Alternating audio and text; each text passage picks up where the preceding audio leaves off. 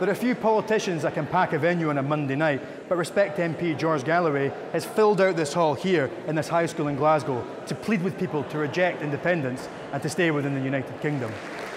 Locals gathered to listen to Labour MP Tom Clark and George Galloway arguing the case for remaining in the Union. Many were eager to understand George's impassioned case against Scottish separation, pointing out the dangers and the myths surrounding the debate. Scotland is not an occupied country. There are no English tanks, barracks, special forces, SAS men crawling around Scotland, assassinating those who argue for independence. I'm against nuclear weapons. I'm against NATO. I'm against a hereditary monarchy. I'm against the Bank of England controlling our affairs. I'm against the Tories. I'm against all these things that you're against. What I'm saying to you is, you'll never get rid of these things if you break up the country. Most of the people listened intently to what the speakers had to say, but some got very angry and weren't afraid to let their voices be heard. But you and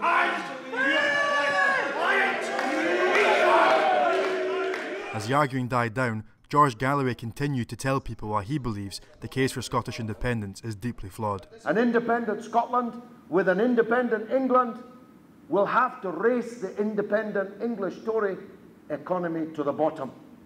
So we'll have to cut our taxes, we'll have to cut our public expenditure, we'll have to cut our regulation, and then the Tories in England will cut it further. But some people still didn't like what they heard, showing their true feelings. Get back to England. Did you hear that? Did you hear that? Now there is the authentic voice.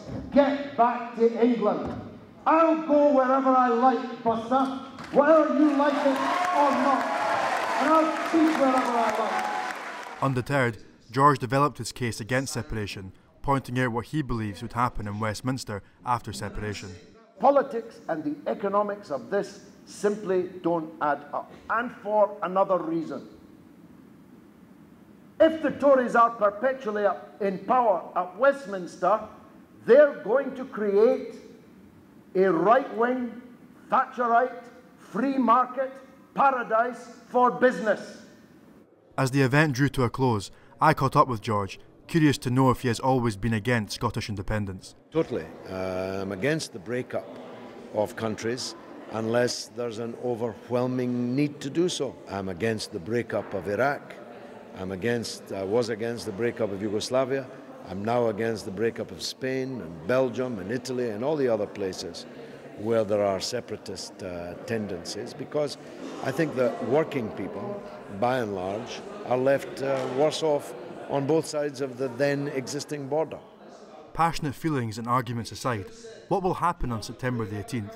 I think we're over 60% now, maybe in the low 60s, but that's not enough for me. I want to win this by a big margin to close it down for a generation, because Scotland has more important things to talk about than a constitution. George Galloway's plea to remain in the Union struck a chord with most of the people in the room. His central argument was that Scottish separation would severely weaken England, Wales and Scotland, whilst diminishing Britain's standing in the world. Apart from a small minority, most of the audience seemed to agree with this stance, wary of what independence offers them.